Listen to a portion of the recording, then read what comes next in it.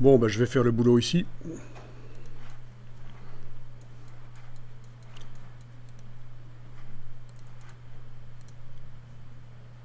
Voilà, je vais importer l'image, je vais faire apparaître les repères, les règles plutôt sur le bord de l'image, donc CTRL R.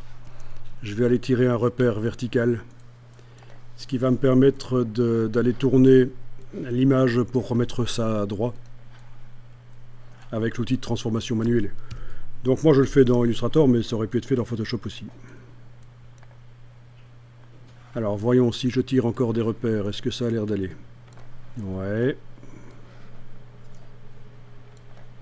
Ok, bon, ça a l'air d'être assez vertical. Encore un petit peu tourné peut-être.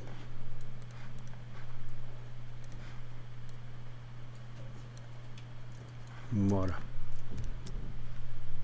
Ça a l'air d'être bien. Ok, palette des calques, je vais travailler sur un nouveau calque qui n'a pas les repères. Et ce calque-là, peut-être le transformer en modèle, en double-cliquant sur lui. Ou en tout cas le verrouiller, c'est sûr, parce que je vais travailler sur le calque du dessus. Affichage, repères, masquer les repères, j'ai plus besoin de les voir. Et alors j'y vais à la plume.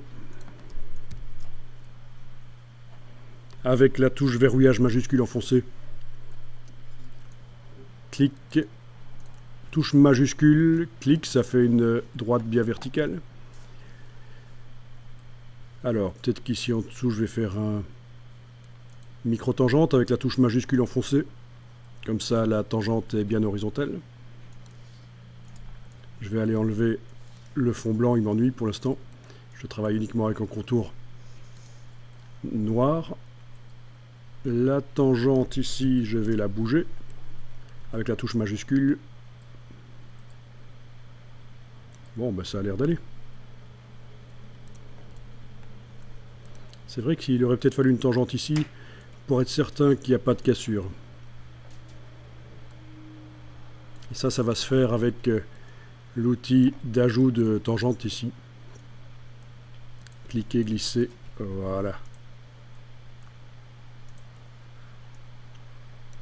Bon, là c'est certain, je suis certain que la ligne courbe se prolonge bien dans la droite parce que j'ai mis une petite tangente là.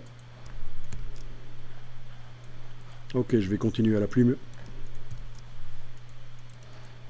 Bon, ça ne correspond pas tout à fait à la courbe, c'est vrai. Peut-être que je dois remonter les points là, mais c'est approximatif, c'était un projet de logo. Donc à la plume ici, clic pour raccrocher.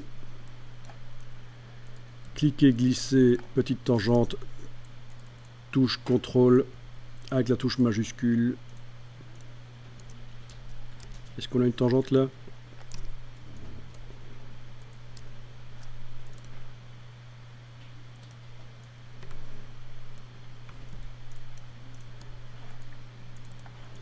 C'est quand même important de mettre des tangentes sur tous les points. Alors quand le logo est en petit, ça ne se voit pas. S'il y a des petites cassures suite au fait qu'il n'y a pas de tangente sur les points. Mais si on le fait en grand sur une vitrine en vinyle et autocollant par exemple, les cassures vont se voir parce que le logo sera bien grand.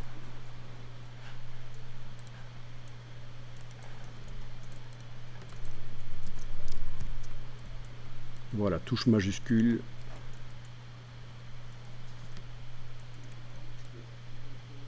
Touche majuscule, touche commande avec majuscule. Là, c'est difficile de savoir ce que c'est. Touche majuscule, donc en fait l'astuce c'est d'utiliser des touches majuscules. Alors si bien sûr vous êtes le concepteur du logo, c'est plus facile de savoir ce qu'il y a par exemple à cet endroit-là. Est-ce que c'était un biseau là ou pas? On va voir. Donc touche majuscule, cliquez, glisser, petite tangente ici, touche CTRL, petite tangente là, non, stop, là.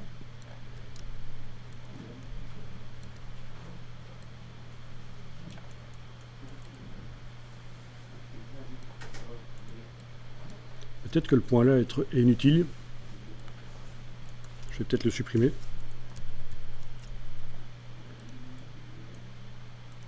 Voilà.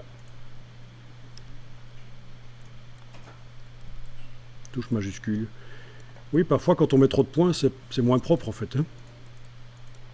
Ah, c'est pas si facile que ça ce logo. Hein.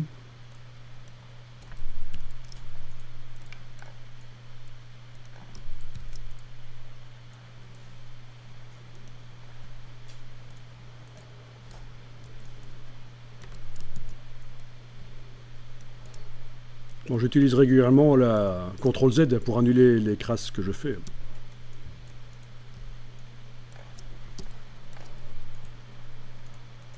Voilà. Et je viens raccrocher là. Fin de la forme. Alors, la question c'est, est-ce que les deux points sont à la même hauteur ici?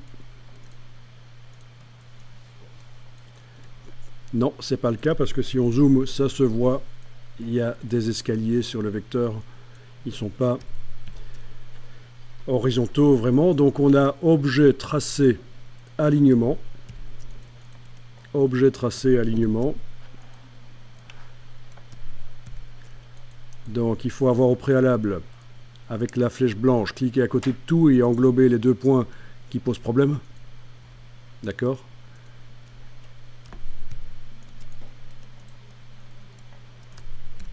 Et puis objet tracé alignement. Les aligner sur l'axe horizontal. Comme ça. OK. Et là, on est certain que c'est qu'ils sont au même niveau, les deux points. C'est une vraie horizontale.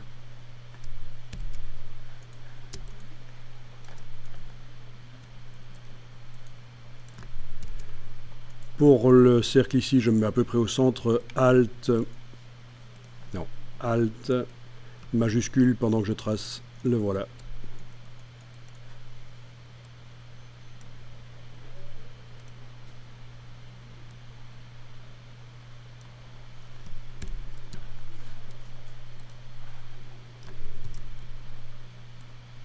Alt, pendant que je déplace avec la flèche noire le cercle, puisqu'il y a le même ici, tant qu'à faire. Voilà.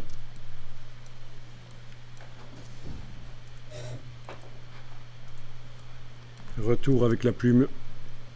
Clic, majuscule, clic. Bon. Non, j'annule. Le point là doit être un peu plus à droite. Majuscule. Donc, clic. On va recommencer ça parce que... Voilà. Clic. Majuscule. Cliquez, bougez un peu pour faire la tangente. Voilà.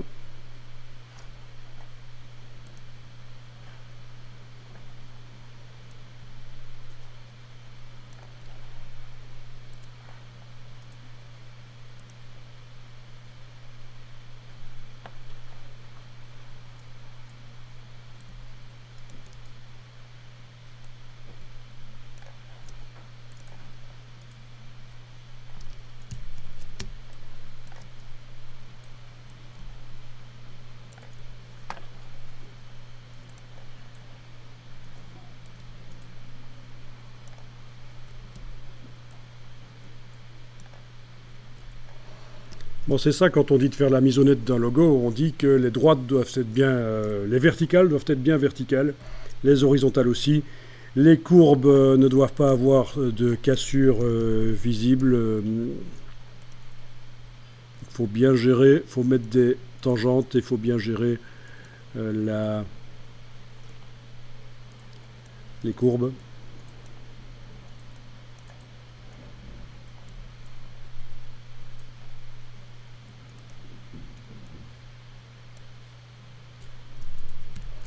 Les tangentes elles-mêmes doivent être verticales et horizontales.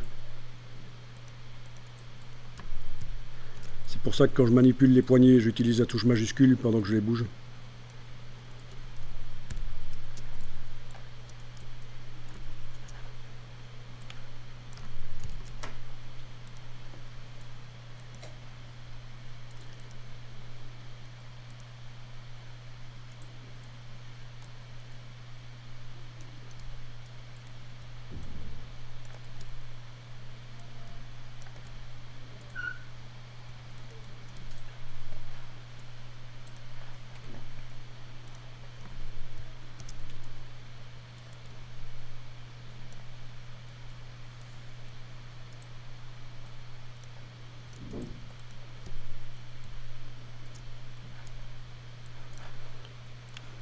Bon, là, clairement, pour le I, je vais utiliser un rectangle, je vais pas m'amuser.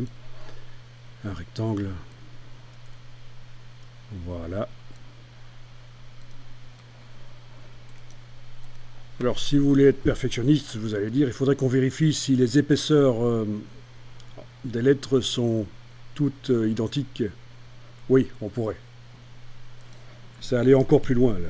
Commencer à vérifier en utilisant, par exemple, un rectangle pour faire la mesure. Comme ceci, un rectangle qui n'a pas de contour et qui a une couleur de fond. Mais bon, je ne vous demande pas d'aller aussi loin ici. Je vous montre juste qu'avec un rectangle, je pourrais aller le positionner pour aller mesurer l'épaisseur à un certain endroit, comme ça. Le bouger, aller vérifier que l'épaisseur ici est identique, ce n'est pas le cas. Là aussi. Là aussi.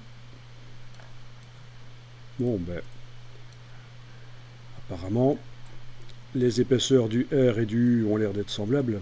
Par contre, le I d'à côté, là, est plus fin. C'est peut-être lui qui pose problème, quoique.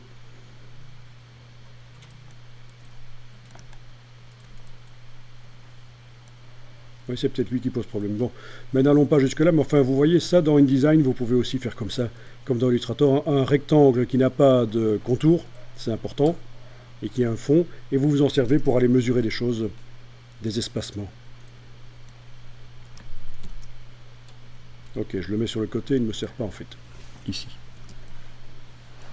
Normalement, pendant que je trace ça, il faut que je prévoie que ça plante. Mais bon, les dernières versions d'Illustrator enregistrent toutes les 5 minutes le travail. Donc, comme InDesign, si ça plante, quand on réouvre, il vous propose de réouvrir le travail. Vous perdez maximum les 5 dernières minutes.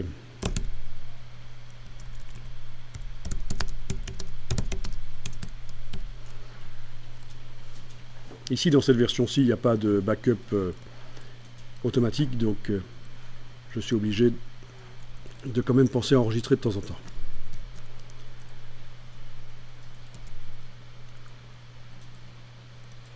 Bon, là, pour la caméra, c'est moins évident.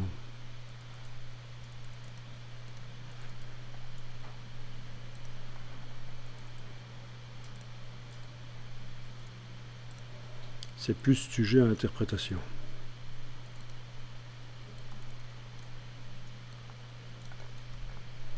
Vous vous souvenez, pour casser la tangente, touche Alt et rediriger.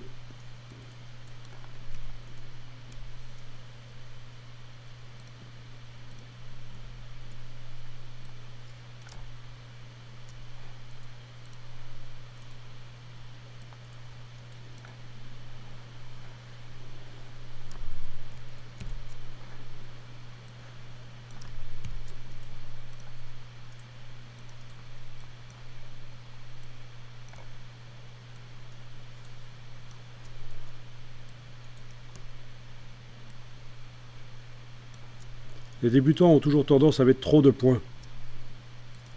Plus il y a de points, moins c'est précis en fait. Paradoxalement, pour avoir des courbes bien pures, il faut mettre moins de points.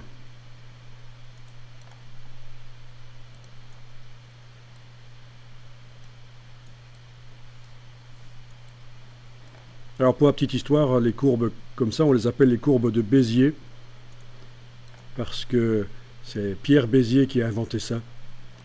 Il travaillait dans le secteur automobile et il a inventé un système qui permet de décrire la forme d'une courbe avec seulement la position de 4 points. Alors qu'avant, il fallait beaucoup plus de données pour décrire la position d'une courbe.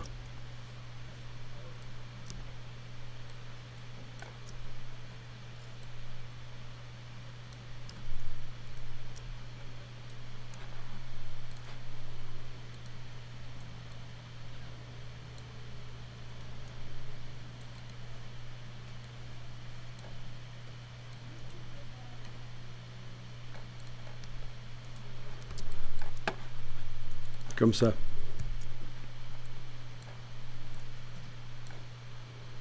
Vous avez une courbe.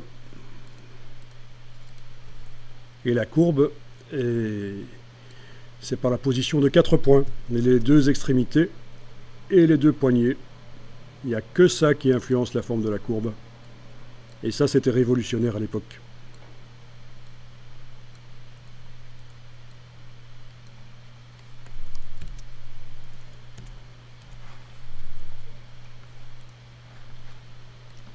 Un petit tour sur le web pour voir un peu la tête de votre bourreau. Là voilà. Pierre Bézier.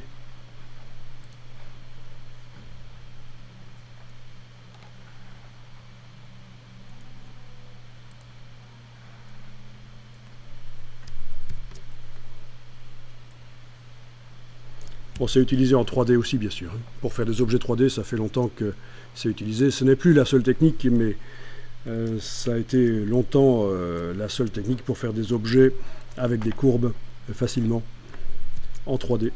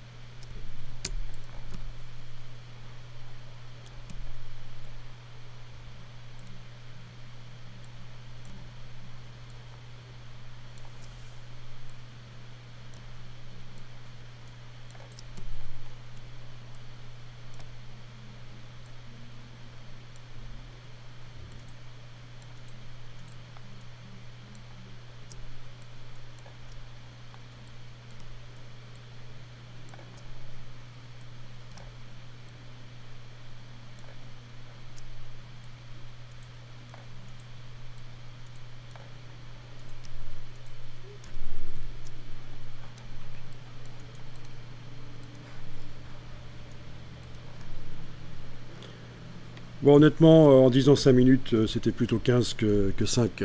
J'ai un peu été optimiste.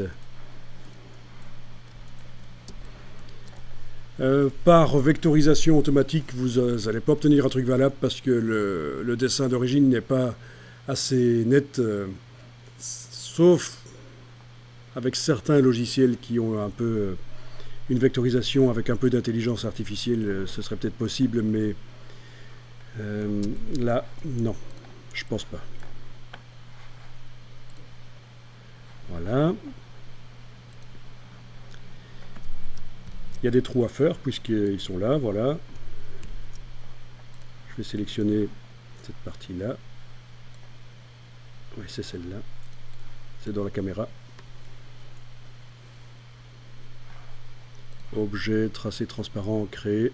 Et voilà, on a un trou. Et en dessous, c'est de la transparence. Menu affichage, afficher le damier de transparence. Oui, on a toujours l'image qui apparaît là. Il faut que je l'enlève de l'affichage dans la palette des calques. L'image d'origine. Voilà, oui, oui. Bon, ben ça a l'air correct, ça.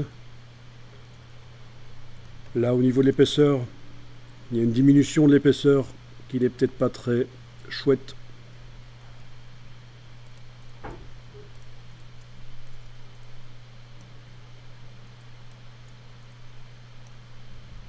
Voilà. Ici, c'est peut-être des courbes qu'il faut au lieu d'un biseau. Mais bon, voilà le boulot qui est fait. Donc si vous arrivez à faire ça correctement, ce qui n'est pas évident du tout, ben, c'est pas mal. Vous savez mettre au net un logo. Un projet de logo sur papier. Alors ce qui arrive parfois aussi, c'est que dans les bureaux de pré-presse, en fait, les bureaux de préparation pour l'impression, on vous refile un logo Et le client ne dispose plus que d'une version JPEG floue de son logo, et il faut le redessiner. Donc c'est pas nécessairement pour mettre au net un logo qui vient d'être créé, mais c'est parfois pour faire revivre un logo. On doit le mettre sur une affiche, on doit le mettre quelque part, mais on ne va pas utiliser la version JPEG pourrie, il faut le redessiner rapidement. Et ben voilà, on retrace dans Illustrator.